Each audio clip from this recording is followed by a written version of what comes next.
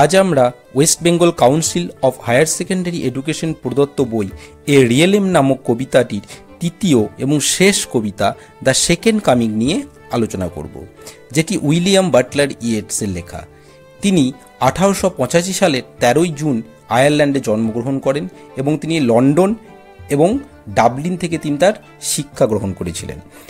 এই ডাব্লিউ.বি. ইয়েটস বিংশ শতাব্দীর অন্যতম প্রধান কবি। প্রথম বিশ্বযুদ্ধ শেষে দ্য সেকেন্ড কামিং নামক এই কবিতাটি তিনি রচনা করেছিলেন, যে কবিতাটি পৃথিবীব্যাপী প্রসিদ্ধ।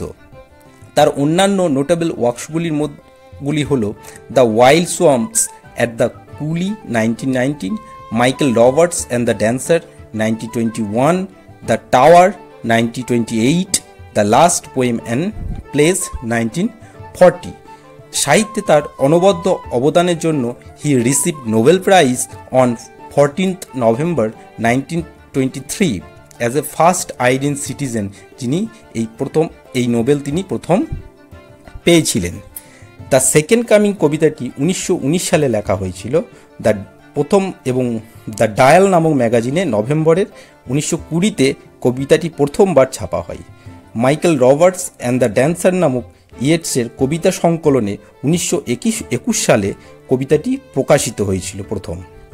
প্রথম বিশ্বযুদ্ধ এবং আয়ারল্যান্ডের ব্রিটিশ ও বিদ্রোহীদের মধ্যে সংগঠিত যুদ্ধের পরবর্তী সময়ে কবিতাটি লেখা হয়েছিল।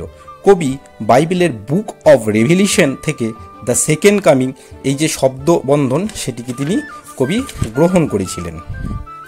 এখানে কবি ডাব্লিউ.বি. ইয়েটস দ্য সেকেন্ড কামিং লিখেছিলেন প্রথম বিশ্বযুদ্ধের পর, যখন মানুষ ভুগছিলেন যুদ্ধের পরিণাম, যা ছিল রক্তস্নাত এবং অসঙ্গতিপূর্ণ।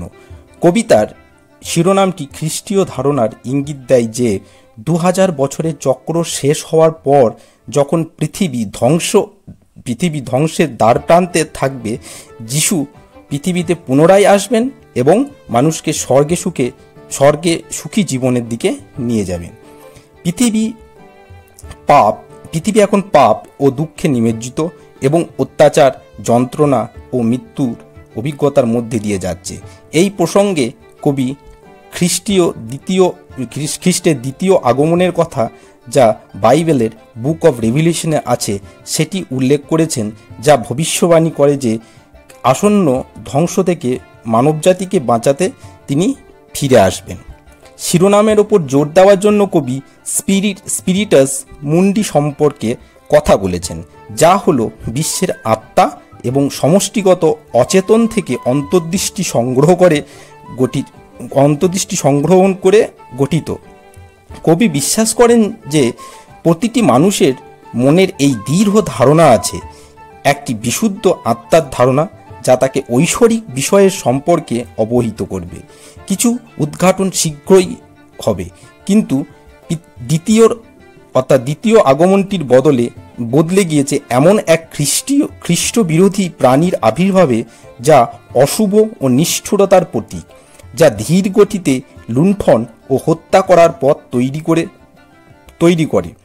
সুতরাং দ্বিতীয় আগমন হল আধুনিকতার দ্বারা সৃষ্ট জন্তুর আবির্ভাব, যাকে মানুষ নিজেই সমস্ত ধর্মীয় বিশ্বাসকে ধ্বংস করার পরিণাম হিসাবে জন্ম দিয়েছে। এবার আমরা তোমাদের দ্য সেকেন্ড কামিং এই কবিতাটার আমরা তো ইন্ট্রোডাকশন দেখলাম।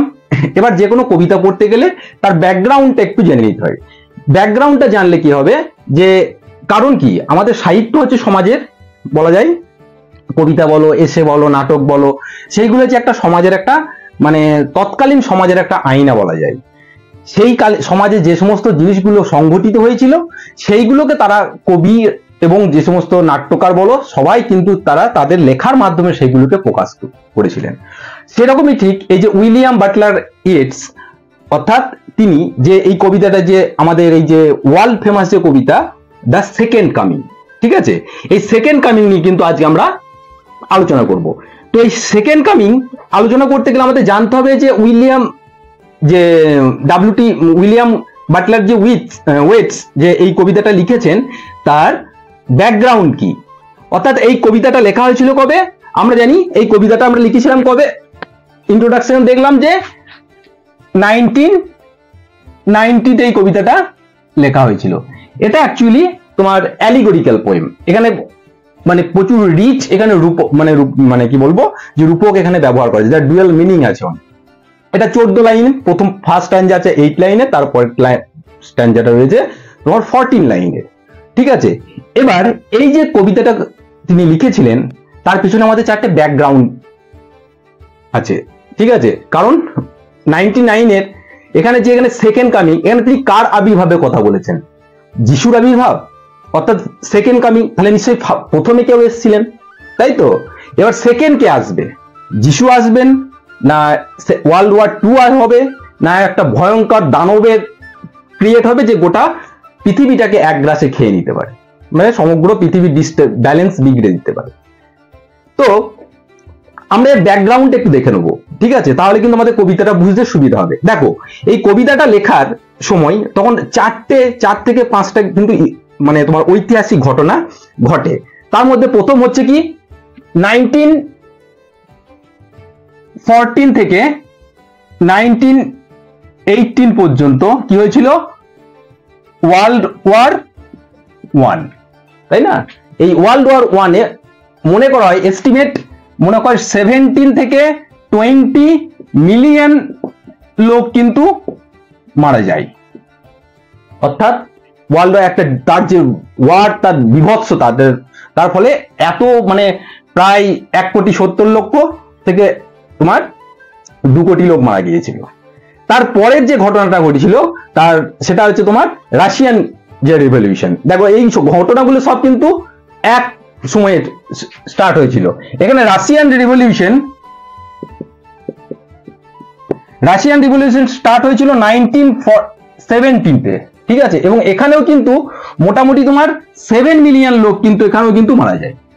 তোমরা জানো যে রাশিয়ান ফার্স্ট ওয়ার্ল্ড ওয়ারে রাশিয়া যখন হেরে যায়, ঠিক আছে, এবং জার্মানি তার যে মেন যে সি রুটটা, ঠিক আছে, তার ট্রেডিং যে এটা বাল্টিক সাগর, সেটাকে কিন্তু জার্মানি ক্যাপচার করে নেয়। ফলে রাশিয়ার কি হয়, মানে তোমার ইকোনমিক ডিক্লাইন হয়। এবং রাশিয়ার যে রাজা ছিলেন যে নিকোলাস সেকেন্ড, এবং তাকে গদিচ্যুত করে কিন্তু লেনিন কিন্তু ক্ষমতায় আসেন। ঠিক আছে, তো সেখানেও একটা রক্তাক্ষয়ী একটা সংগ্রাম সেখানে একটা হয়েছিল। তারপরের যেটা হয়েছিল তার নিজের দেশের তোমার আইরিশ মুভমেন্ট।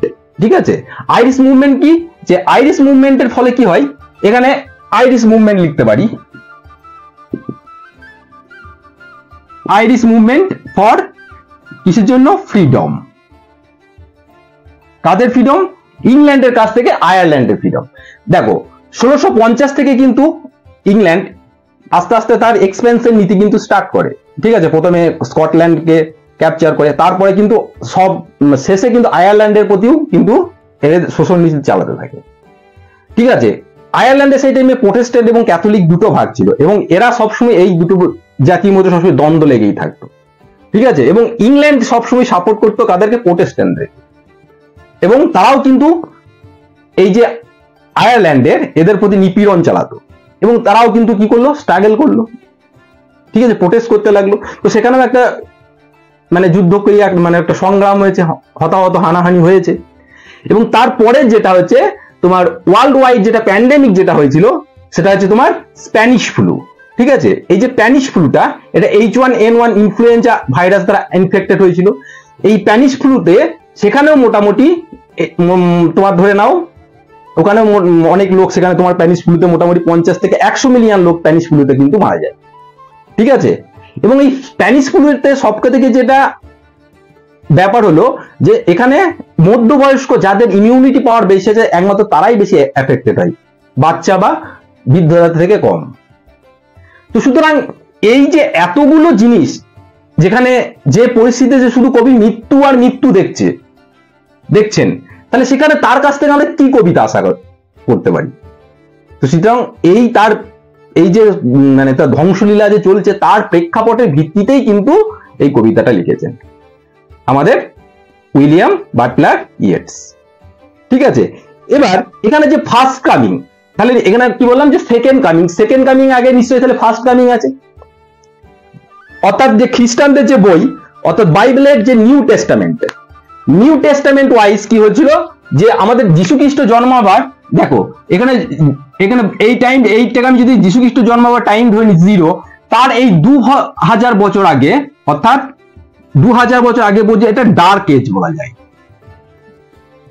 কারণ এই টাইমে কি হলো, এই টাইমে সমস্ত মানে হত্যা থেকে আরম্ভ করে একদম মারামারি কাটাকাটি, মানে নারীদের অসম্মান থেকে আরম্ভ করে সমস্ত কিছু এই যুগে এই টাইমে হয়েছিল।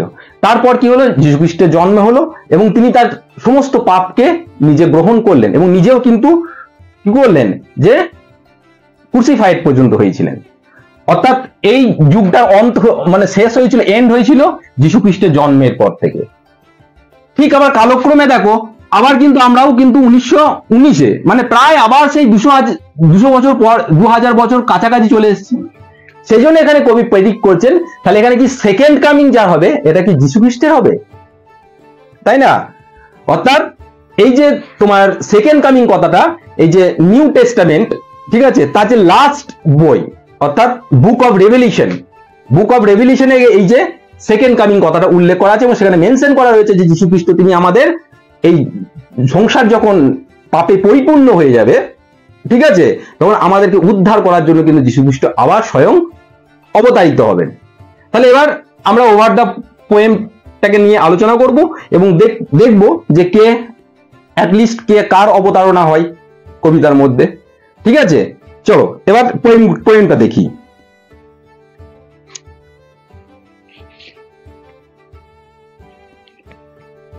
কি বলছে দেখো, টার্নিং অ্যান্ড টার্নিং দ্য ওয়াইডনিং জায়ার, ঠিক আছে, অর্থাৎ টার্নিং মানে ঘুরছে, মানে এই যে ঘুরন্তর ফলে এত সভ্যতার চাকা কি করছে, আমাদের সিভিলাইজেশন ঘুরে চলেছে, এগিয়ে চলেছে এবং তার সাথে সাথে তার পরিধিও কিন্তু বিস্তৃত হচ্ছে এবং কি করছে, জায়ার কথাটা মানে কি হচ্ছে তোমার আবর্তিত হওয়া, ঠিক আছে। সেখানে কি হচ্ছে, এখানে জায়ার তোমাদের অ্যাকচুয়ালি মানে জায়ার হচ্ছে তোমার, জায়ার মানে তোমরা লিখে নিতে পারো, জায়ার মানে হচ্ছে আবর্তন করা, অর্থাৎ স্পাইরাল রোটেশন বলা যায়, ঠিক আছে। জায়ার হলো ঘূর্ণিঝড়ের মতো একদম ঘোড়া, ঠিক আছে, ঘুরছে এবং কি করছে, এ বড় এবং খুব শক্তিশালী এই জায়ারটা, ঠিক আছে। এবং এই যে সভ্যতা, এই জায়ারের মাধ্যমে কি ইন্ডিকেট করছে, এই যে সভ্যতা মানে তার ধ্বংসের সময় এসছে এটা তিনি জানান দিচ্ছেন, ঠিক আছে। জায়ার মানে ঠিক এরকম ঘুরছে, গোল এরকম টাইপের, ঠিক আছে, হ্যাঁ এই ঘুরছে এরকম টাইপ স্পাইরাল। এবার কি বলছে, the Falcon can not here the ফ্যালকনার, তার মানে কি, এখানে ফ্যালকন মানে হচ্ছে বাজ পাখি কি করতে পারছে না, তার ফ্যালকনার অর্থাৎ যে বাজ পাখির যে লালন পালন করেছে তার যে মালিক তাকে কিন্তু শুনতে পাচ্ছে না। এখানে ফ্যালকন মানে হচ্ছে এখানে তোমার এই যে মানব জাতি, এদের কথা বলে, হিউম্যান রেসের কথা বলা হয়েছে এবং ফ্যালকনার হচ্ছে গড। তাহলে আমরা কি করছি, আমরা আস্তে আস্তে কি করছি, গডের মানে টাচ থেকে আমরা দূরে সরে যাচ্ছি। যত আমাদের সভ্যতার পরিধি, আমাদের সেন্টার থেকে আমরা যত দূরে যাচ্ছি, তত কি হচ্ছে, তত আমাদের এখানে গড রয়েছে এবং তার প্রতি আমাদের ডিটাচমেন্ট, গডের প্রতি ডিটাচমেন্ট আমাদের কমে যাচ্ছে, তাই না? গডের প্রতি বিশ্বাস, এই সমস্ত জিনিসটা আমাদের কমে যাচ্ছে। কারণ কি, মানে তাহলে এখানে কি করছেন, এখানে ফ্যালকনার হিয়ার দ্য ফ্যালকনার মানে আমরা বলতে পারি যে মানুষ তার সোর্সটাকে কি করছে, মানছে না, অর্থাৎ ভগবানকে মানছে না, ঠিক আছে। তারা সঠিক পথ থেকে অ্যাকচুয়ালি মানুষ কি করছে, তারা যে সঠিক পথ তারা দূরে সরে যাচ্ছে, ঠিক আছে। অর্থাৎ তাদের লাইফটা কি ঠিক রাইট ওয়েতে তারা লিড করছে না, ঠিক আছে। অসত্য কথা বলা, ঠিক আছে, মারামারি, মানে সেলফিশনেস, ঠিক আছে, হেট্রেট, এটা দিয়ে গোটা দুনিয়া কিন্তু আস্তে আস্তে কি ভরে রয়েছে এবং প্রত্যেকটা আমরা সবাই একটা র্যাট রেসের মধ্যে রয়েছি, সেখানে সিম্প্যাথি কোনো কিন্তু ভ্যালু নেই, ঠিক আছে, দূরে সরে যাচ্ছে এবং আস্তে আস্তে তার ফলে কি, এই জিনিসটা করার ফলে মানবতা থেকে মানুষের মধ্যে তার মানবতা শূন্য হয়ে যাচ্ছে। ঠিক যেমন ফ্যালকন কি করছে, তাকে যে লালন পালন করেছে, তাকে যে মানে তার ফ্যালকনার তাকে রেয়ার লালিত পালিত করেছে, ব্রিং আপ করেছে, কিন্তু সে কিন্তু আজ যে ফ্যালকনারকে শুনতে পারছে না, ঠিক আছে। ঠিক সেরকম আমাদের যে ফ্যালকন গডের কথা কিন্তু আমরা শুনতে পাচ্ছি না, গডের কথাকে আমরা কেয়ার করছি না। Things fall apart, fall apart মানে হচ্ছে তোমার ভেঙে আলাদা হয়ে যাওয়া। কি আছে, the centre can not hold, অর্থাৎ এখানে কি হচ্ছে, অর্থাৎ কেন্দ্র বিন্দু তার যে মানে কি বলবো, তার সেন্টার কেন্দ্রবিন্দু তার মানে তার বাইরে যে পরিধি, সেই সমগ্র জিনিসটাকে একত্রিত করে ধরে রাখতে পারছে না, ভেঙে যাচ্ছে। তার মানে কি, এখানে কি বলেছে যে থিংস ফল অ্যাপার্ট মানে আমরা বলতে, এখানে কবি বোঝাতে চেয়েছেন যে প্রথম বিশ্বযুদ্ধ হয়েছিল কখন, 1914-তে, ঠিক আছে, যে স্টার্ট হয়েছিল। এই যে যুদ্ধের ফলে, ঠিক আছে, এখানে কি হয়, কেন্দ্র মানে ইউরোপের প্রতিটা দেশ কিভাবে ভেঙে খণ্ড বিখণ্ড হয়ে গিয়েছিল, ঠিক আছে, এবং খণ্ড বিখণ্ড হয়ে যায়, এবং কি করেছে, এবং এমন ভাবে দেশগুলো ক্ষতিগ্রস্ত হয়েছিল যা কোনো মেরামতি করার কোনো উপায় ছিল না, ঠিক আছে। অর্থাৎ সেখানে আমরা যদি নিকোলাসকে দেখি, ঠিক আছে, জার নিকোলাস টু, সেখানে সে কিভাবে তার রাশিয়ান তার রাজগদি থেকে তিনি সরে গেলেন, ঠিক আছে, তাকে সরানো হলো, মানে একটা অরাজকতার একটা সৃষ্টি, মানে সেই টাইমে একটা সৃষ্টি হয়েছিল। এখানে বলছে মেয়ার অ্যানার্কি, মানে অ্যানার্কি মানে অর্থাৎ অরাজকতা, নিছক অরাজকতা কি হচ্ছে, ইজ লুজড আপন, লুজড আপন এটা একটা ফেজাল ভাব, তার মানে হচ্ছে ভয়ঙ্কর ক্ষতি। কি হচ্ছে, দ্য ওয়ার্ল্ড, এই যে অ্যানার্কি অর্থাৎ এই যে অরাজকতা, এই যে লুণ্ঠন, এই যে মানুষের এক্সপেনশন প্রত্যেকটা দেশের প্রতি, এই যে ওয়ার্ল্ড ওয়ার যে শুরু হয়েছে, তার মেন কারণ কি, তার মেনই কারণ হচ্ছে যে এক্সপেনশন, ঠিক আছে, প্রত্যেকটা দেশকে ক্যাপচার করার তার একটা টেন্ডেন্সি থেকে, ঠিক আছে, তার এক্সপেনশনিস্ট তাদের প্রিন্সিপাল থেকে এই ওয়ার্ল্ড ওয়ারের সৃষ্টি হয়েছিল। তাহলে এখানে যে প্রত্যেকটা এই যে অ্যানার্কি, ঠিক আছে, এই যে অরাজকতা, এখানে কি করেছে, এই অরাজকতা কি করেছে, মানে মানে গোটা মানে কি বলবো, গোটা ওয়ার্ল্ডকে আর কি, মানে বিশ্বকে আমরা বলতে পারি একটা বিশৃঙ্খলা সৃষ্টি করেছে, ঠিক আছে, এই মানুষের এই লোভ লালসা চাহিদা, এই যে অতিরিক্ত চাহিদা, এইগুলো, অর্থাৎ প্রথম বিশ্বযুদ্ধের পরে যে বিশৃঙ্খল অবস্থার সৃষ্টি হয়েছিল আফটার দ্য ওয়ার, সেই কথাটি এখানে কিন্তু তিনি আমাদের উইলিয়াম ইয়েটস এবং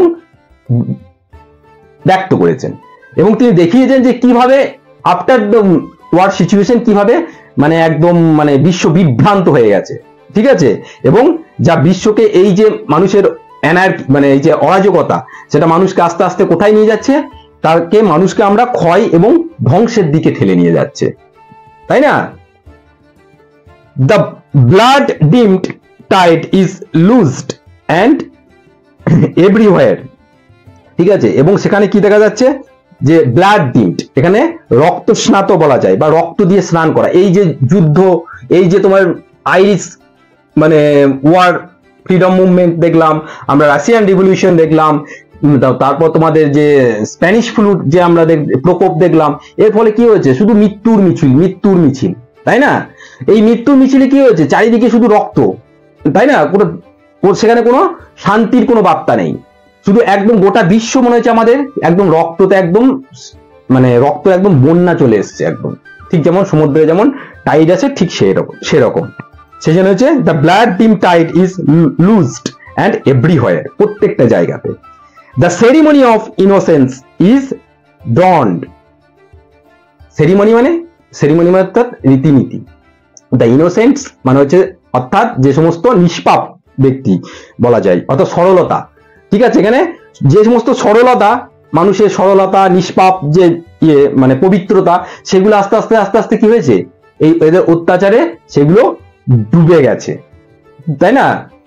যাদের এখনো প্রতি ভগবানের বিশ্বাস আছে, আর যারা এখনো ভগবানকে মানে সেই জিনিসগুলো আস্তে আস্তে তাদের সংখ্যা আস্তে আস্তে কমে যাচ্ছে, এবং এই যুদ্ধের ভয়াবহতাই এই তাদের সংখ্যা কিন্তু আস্তে আস্তে খুব কমে যাচ্ছে। এবং তারপরে কি হচ্ছে, তারপরে the best lack all, the best মানে হচ্ছে অর্থাৎ তাদের মধ্যে যারা ভগবানে বিশ্বাসী, ঠিক তাদের মধ্যে কি অল কনভিকশন মানে হচ্ছে তাদের মানে কনভিকশন এখানে দৃঢ় বিশ্বাস, অর্থাৎ যারা এখনো ভগবানে বিশ্বাসী তাদের যে বিশ্বাস কি হচ্ছে হোয়াইল দ্য ওর্স্ট, ঠিক আছে, তাদের মানে while the worst and full of the passionate intensity, তার মানে কি হচ্ছে এখনো যারা ভগবানে বিশ্বাসী, যারা ভগবান যে মানে ভগবানকে মানে, তাদের সংখ্যা আস্তে আস্তে কি হচ্ছে, কমে যাচ্ছে, তাই না। এবং কে রাজ করছে, এবং যারা অসৎ লোক, তাই না, এই অসৎ লোকরা তাদের নিজস্ব এই যে অসৎ যে কাজকর্ম তারা খুব প্যাশনেটের সাথে করছে, প্যাশনের সাথে করছে, মানে তীব্র আগ্রহতার ইন্টেন্সিটি নিয়ে করছে। ঠিক আছে, কারণ দেখো এখনো কিন্তু সমাজে কিন্তু ভালো মানুষরা রয়েছেন, ভালো মানুষ রয়েছে বলে কিন্তু পৃথিবী এখনো টিকে রয়েছে, তাই না। যখন কোনো কাজ হয় বা কোনো খারাপ কাজ হয় বা অন্য কোনো যখন মানে জিনিস হয়, তখন কি হয়, সমাজের যে সমস্ত আমরা তথাকথিত যারা ভদ্র সভ্য লোক বলে আমরা যাদের বলি, তারা কিন্তু কোনো প্রোটেস্ট করে না। ঠিক আছে, কারণ every man is for himself, প্রত্যেকটা মানুষ নিজে নিজে নিয়ে ব্যস্ত। হ্যাঁ, সামনে দিয়ে যদি কোনো একটা কিছু মানে মানে অপকর্ম যদি ঘটেও যায়, তাহলে একজন সামনে দাঁড়িয়ে থাকলে ছবি তুলতে ব্যস্ত, কিন্তু তাকে বাঁচাবার জন্য কিন্তু কেউ রেডি, তাই না। তাহলে সেই অবস্থাতেও তারা মানে হাল ছেড়ে দিয়েছে, সমাজে আর কিচ্ছু হবে না। ঠিক আছে, এরকম একটা ব্যবস্থা। তাহলে এই সমস্ত এরা কিন্তু আস্তে আস্তে মানে ভগবানের প্রতি হারিয়ে ফেলছে, এবং যারা যে দুষ্কর্ম যারা করছে তারা কিন্তু আস্তে আস্তে তাদের এই যে কাজ দুষ্কর্ম তারা ঠিক একদম প্যাশনের সাথে করছে এবং ইন্টেন্সিটি নিয়ে করছে। তারপরে দেখো,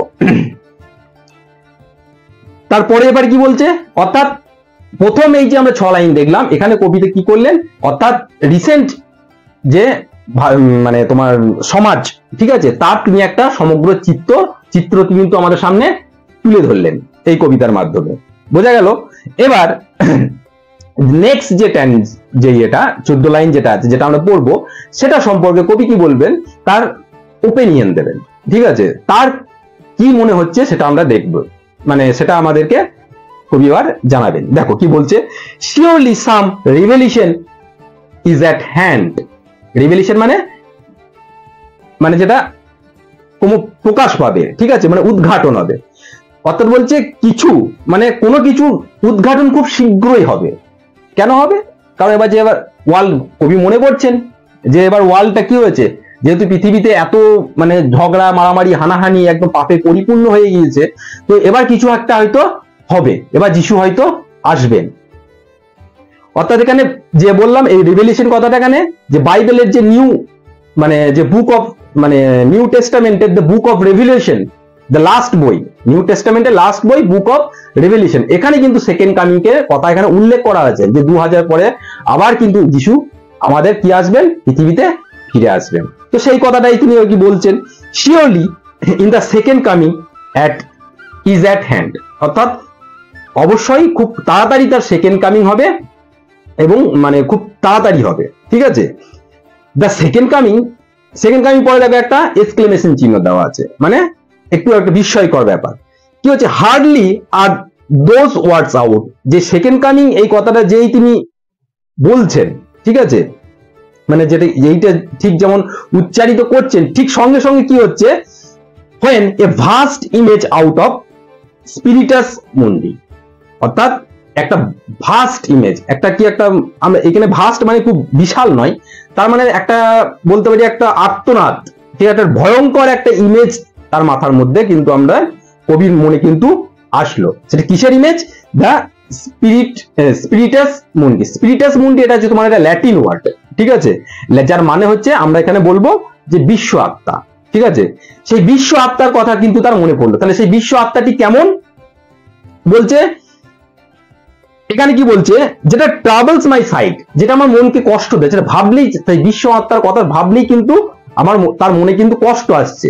ঠিক আছে, কারণ এই যে বিশ্ব আত্মা কথাটা বলছে, দেখবে এটা যে স্পিনিক্স তো নয়, হ্যাঁ, যে মিশরের পিরামিডের আগে দেখবে যে একটা লায়ন হেড, ঠিক আছে, আর হিউম্যান হেড আর লায়ন বডি, ঠিক আছে, তার একটা তোমার একটা মূর্তি যেখানে আমরা এখানে দেখতে পাবো, যেখানে ওই প্রত্যেকটা ওই মিশর পিরামিডের ওখানে, যাকে বলা হয় স্ফিংস। ঠিক আছে, এবার এই স্ফিংস এর কথাটা কিন্তু, অর্থাৎ স্পিরিটাস মুন্ডির মানে সেই স্ফিংস এর কথাটা কিন্তু বলছে, এবং সে কেমন, যে ট্রাভেলস মাই হেড। আমি ওই স্ফিংস এর কথা, অর্থাৎ স্পিরিটাস যে মুন্ডির কথা চিন্তা করলে আমাকে মানে যেটা আমাকে ভাবলেই আমার খারাপ লাগছে। কেন, sometimes in sands of desert, ঠিক আছে, অর্থাৎ মানে কি বলবো, সেটা ভাবলেই মানে আমার খারাপ লাগে যে এটা মরুভূমির একটা, সেটা কোথায়, একটা মরুভূমির একটা দৃশ্য, তাই না? এই যে তোমার স্পিরিটাস মুন্ডি বা স্ফিংসে দেখবে যে এই মিশরে এই যে পিরামিডের আগে দেখো এরকম এই যে দেওয়া আছে, ঠিক আছে, যে হিউম্যান হেড আর লায়ন বডি, তাই না? এবার এখানে এই জিনিসটাকে কেন কম্পেয়ার করেছেন কবি? কারণ হিউম্যান হেড, তো মানুষের এখানে বুদ্ধি, এবং তার সাথে সাথে কি সিংহের যে হিংস্রতা, এখানে যে মারামারি কাটাকাটি চলছে, ঠিক আছে, একে অপরের প্রতি কোনো ইয়ে নেই, কি বলবো, কোনো সিম্প্যাথি নেই, হ্যাঁ, এই জিনিসগুলোকে ইয়ে করার জন্য কিন্তু এটাকে ইন্ডিকেট করেছে। এবার কি বলছে, তার কথা কেন তার মনে পড়লে তার কষ্ট হচ্ছে বা খারাপ লাগছে, ভাবলি আটকে উঠছেন কেন? দেখো শেপ, তার শেপটাও বলেছে কি, শেপ উইথ লায়ন বডি, তার lion body shape and the head of a man, এবং তার শেপটা কেউ কম্পেয়ার বলেছেন কেমন, তার লায়ন বডি এবং মাথাটা হচ্ছে তার মানুষের, ঠিক আছে। Gaze blank and pitiless on the sun, অর্থাৎ এখানে এই গেজ মানে তার দৃষ্টিকে কথা বলা হয়েছে, অর্থাৎ এই তোমার এই যে স্পিরিটাস মুন্ডি কথা বলা হয়েছে, তার যে দৃষ্টি, তার শেষটি হচ্ছে শূন্য, এবং কি হচ্ছে ক্ষমাহীন, একদম মানে শূন্য, মানে প্রীতি মানে হচ্ছে তোমার সহানুভূতি বলা হয়, সহানুভূতি শূন্য এক চাউনি তার, ঠিক আছে। সহানুভূতি শূন্য চাউনি মানে কি, আমরা ধরো সাপোজ যে যেমন রিয়াকশন, আমরা যে যেমন মুডে থাকি, ঠিক আছে, কোন একটা সিন আমরা দেখলাম, সেই জিনিসটা দেখে যেটা মনে মনে আমাদের যেটা আনন্দ হয়, তার একটা গেজিং বা তার একটা দেখার দৃষ্টি একটা আলাদা হবে। কোন একটা জিনিস দেখে আমরা যদি দুঃখ পাই, ঠিক আছে, সেটার জন্য কিন্তু আমাদের তার একটা চাউনি, আমাদের একটা আলাদা একটা ইয়ে হবে। কিন্তু এখানে কি এর কোনো, কারণ এর মধ্যে কোনো ইমোশনই নেই, ঠিক আছে, তাই না? সেজন্য এখানে কি বলছে, এবার এই যে স্পিটিলেস সান, এখানে যেটা বলা হয়েছে, এই জন্তু, যেটা প্রথমে আমি আগেই বলেছি, এই জন্তুটি কার সাথে আলোচনা করা হয়েছে, এই যে স্ফিংসের একটি দৃশ্যের সাথে তিনি এই জন্তুটির আলোচনা করে, যার চেহারা, তার যে চেহারা সেটা আমরা দেখলাম, তার ডেসক্রিপশন দিলাম, তার মাথাটা হচ্ছে হিউম্যান, বডিটা হচ্ছে তোমার লায়নের, ঠিক আছে। এবং সে কি করে, সে শান্তিকে অশান্তিতে রূপান্তরিত করে, তার কাজ হচ্ছে, সেই বই হচ্ছে শান্তিকে অশান্তিতে রূপান্তরিত করা, এবং হানাহানি সৃষ্টি করতে করতে সে কি করছে, সামনের দিকে সে এগিয়ে আসছে। এই দৃষ্টিতে তার মনে পড়লেই কিন্তু সে কিন্তু তার মানে কেঁপে যাচ্ছে, মানে আমাদের কবির হৃদয়, ঠিক আছে।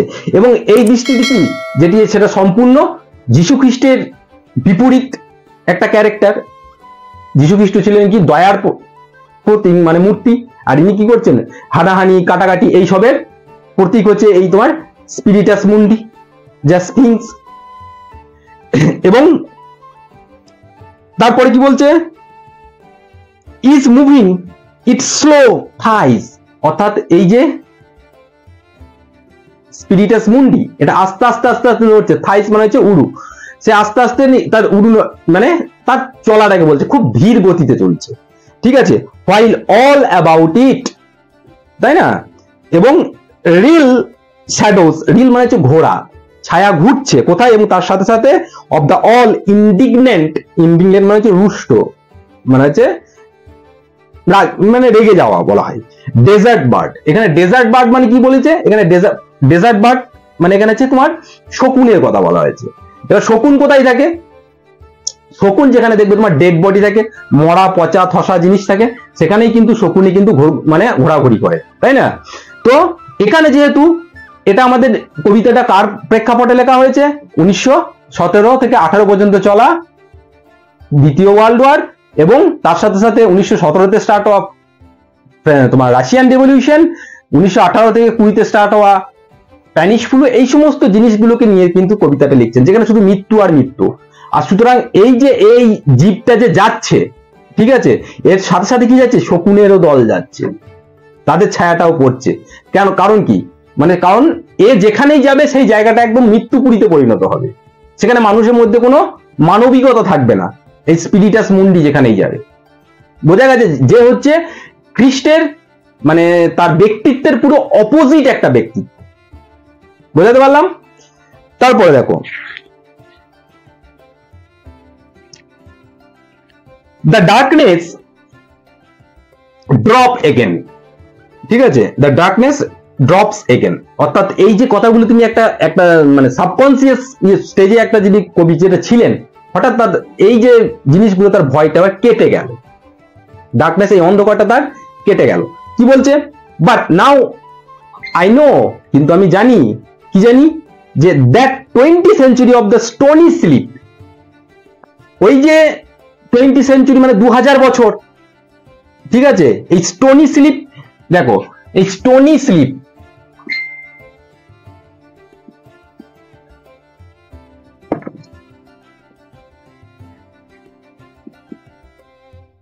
স্টোনি স্লিপ, এই যে এইটা যীশু খ্রিস্টের জন্মানোর 2000 বছরের যে ডার্ক এজ, এইটাকে ইন্ডিকেট করছে,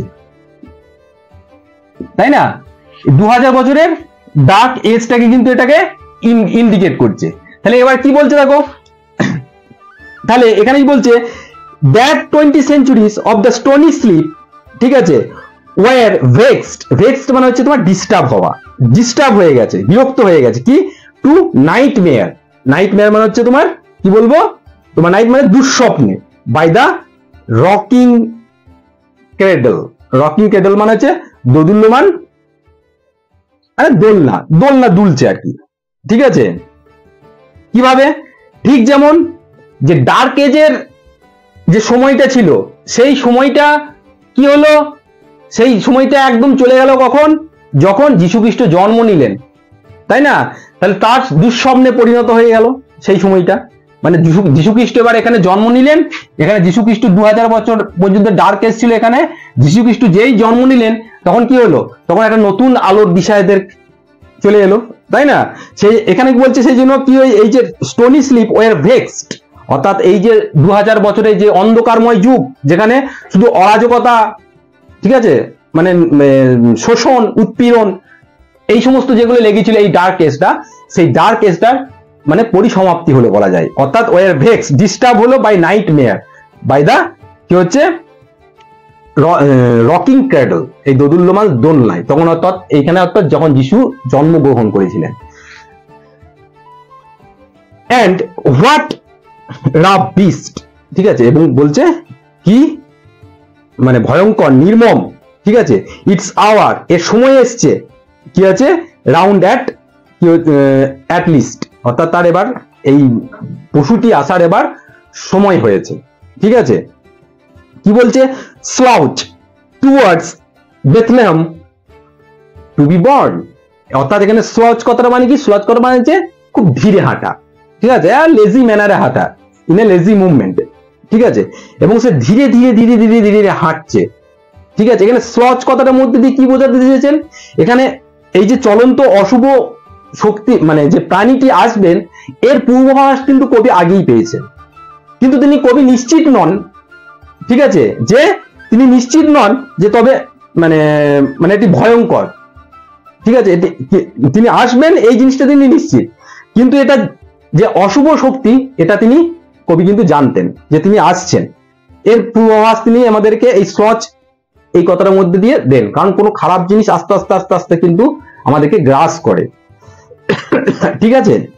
এবং কোথায় যাচ্ছে, এই বেথলেহেম, যেখানে বর্তমানে যেখানে যীশু খ্রিস্টের জন্মস্থান, ঠিক আছে, সেই বেথলেহেম শহরে, যেখানে বর্তমানে মানে প্যালেস্তাইনে আছে, সেখানে আসছেন, এবং সেখানে এসে তিনি কি করবেন, অর্থাৎ এই যে তিনি যেখানে যিশু জন্ম হওয়া, অর্থাৎ আমাদের যে নিউ টেস্টামেন্ট বাইবেলের wise A last book, the book of revelation wise, যে 2000 বছর পর যে যিশু আমাদের আসবেন এবং আমাদের সমাজকে আবার কি হবে সঠিক পথে চালিত করবেন এবং আমাদের মানে সঠিক পথ দেখাবেন, কিন্তু তার বিপরীতে কি হলো, যিশুর যে সত্তা তার বিরোধী একটা জীবের কিন্তু আবির্ভাব হয়ে গেল, ঠিক আছে। এর কারণ কি, আমাদের এই যে আমাদের যে আধুনিক যে আমাদের কি বলবো, যে আমাদের মানে সেলফিশনেস, এই কথাগুলোর জন্য, অর্থাৎ এই বেথলেহেম যে দ্বিতীয় জন্মের যে ভবিষ্যবাণীর বিপরীতে এখানে কি হলো, এই পশুটি অর্থাৎ এই যে স্পিরিটাস মুন্ডি, এই পশুটি কিন্তু আসতে চলেছে, ঠিক আছে, যা মানব জাতির কি করবে, অবসান ঘটাবে। অর্থাৎ এই স্পিরিটাস যে মুন্ডি কথা, এটা এই জিনিসটা কি, এই জিনিসটাই হচ্ছে আমাদের মধ্যে, মানে আমাদের বলা যায় আমাদের নিজের মনের কালিমা, ঠিক আছে, যেখানে আমাদের হেট্রেড রয়েছে, ঈর্ষা রয়েছে, ঘৃণা রয়েছে, একে অপরকে কি হচ্ছে, একে অপরের সাথে যে বিবাদ, একটা শত্রুতা, একটা এনিমিটি ভাব, ঠিক আছে, এটা ব্যক্তি টু ব্যক্তি, nation to nation, state to state, একই জিনিস। একটা দেশ চাই আর একটা দেশকে আক্রমণ করে নিতে, হ্যাঁ, আমরা চাই একে চাই ওকে চাই জব্দ করতে।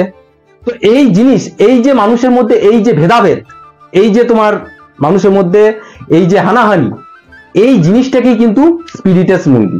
এবং যেহেতু 2000 বছর স্টোন এজের পরে যিশুর জন্ম হয়েছিলেন এবং স্টোন এজের অবসান ঘটেছিলেন, এবং টেস্টামেন্ট ওয়াইজ 2000 পরে কিন্তু বছর আবার আমাদের 1919, মানে প্রায় 2000ই হয়ে যাচ্ছেন, তখন কবি ভাবছিলেন এখানে কিন্তু কি হলো, আবার আমাদের যিশুর আগমন হবে বুক অফ রেভিলেশনের মানে ওয়াইজ, যেটা বাইবেলের মানে তোমার নিউ টেস্টামেন্টে দেওয়া আছে। কিন্তু সেখানে কি হলো, এখানে যিশু খ্রিস্টের মানে বিপরীতে একটা কি হলো, একটা নির্দয় একটা পশুর একটা আবির্ভাব হলো, যে কিনা সমগ্র মানব জাতির কিন্তু ধ্বংস করবে। অর্থাৎ তাহলে এখানে কি হলো, সেকেন্ড কামিং কার হলো, এখানে সেকেন্ড কামিং কার হলো, এখানে সেকেন্ড কামিং হলো এই যে দ্বিতীয় যে মানে তোমার কি বলবো, স্পিরিটাস মুন্ডি নামক এই পশুটি, ঠিক আছে, যে নাকি এক গ্রাসে কি করে সমগ্র পৃথিবীকে নিশ্চিহ্ন করে দিতে পারে।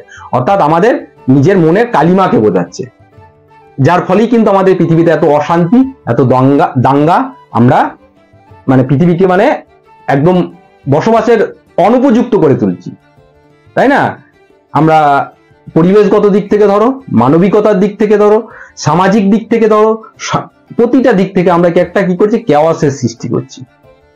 এটাই এই কবিতায় কবি আমাদের উইলিয়াম বাটলার ইয়েটস বোঝাতে চেয়েছেন।